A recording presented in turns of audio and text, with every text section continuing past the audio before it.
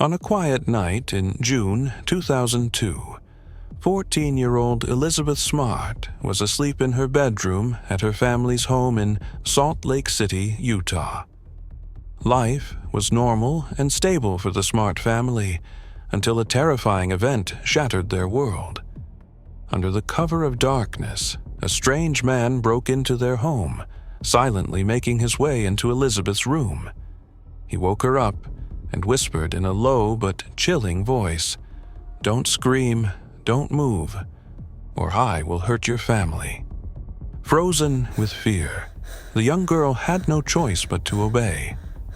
The man, later identified as Brian David Mitchell, led her out of the house through the backyard and took her up into the nearby mountains, where his accomplice, Wanda Barzee, was waiting for them. Once they arrived at the remote campsite, Elizabeth was forced to wear a long white robe, and Brian declared that she was now his wife. Brian believed himself to be a prophet sent by God, tasked with gathering wives to fulfill his so-called divine mission. In the early days of her captivity, Elizabeth suffered from starvation, dehydration, and exposure to the freezing mountain air. She was shackled to prevent any escape and lived in constant terror. Brian subjected her to severe psychological and physical abuse, while Wanda watched over her without showing any mercy. Despite her suffering, Elizabeth held on to the hope that her family would one day find her. Meanwhile, law enforcement launched an exhaustive search, relying on the sole eyewitness account of Elizabeth's younger sister, Mary Catherine. She had seen the man take Elizabeth but couldn't clearly describe his face. Months passed with no sign of Elizabeth, leading some to believe she had either died or been smuggled out of the country.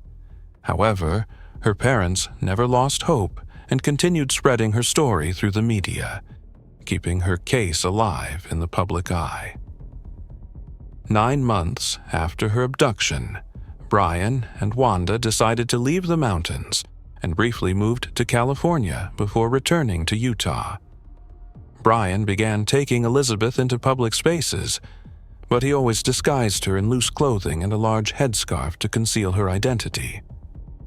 One day, while wandering the streets of Sandy, Utah, their suspicious behavior caught the attention of passers-by, who alerted the police. When officers approached, Elizabeth appeared hesitant and afraid to speak, but after persistent questioning, they managed to convince her to reveal her identity. In a trembling voice, she finally said, "I am Elizabeth Smart." That moment marked the end of her nightmare. Brian David Mitchell and Wanda Barzee were arrested on the spot, and Elizabeth was reunited with her family, who had never given up hope of finding her. After years of investigation and trial, Brian was sentenced to life in prison without the possibility of parole, while Wanda received a 15-year sentence. However, her early release after serving her time sparked widespread controversy. Following her survival, Elizabeth didn't just return to a normal life. She became a symbol of resilience and strength. She pursued higher education, became an advocate for child and women's rights, and founded an organization to help survivors of abduction and abuse. She also wrote a book about her experience and became a powerful speaker at conferences and on television programs. Her story is not just a tale of kidnapping, but a lesson in courage and perseverance. Despite everything she endured, she never gave up.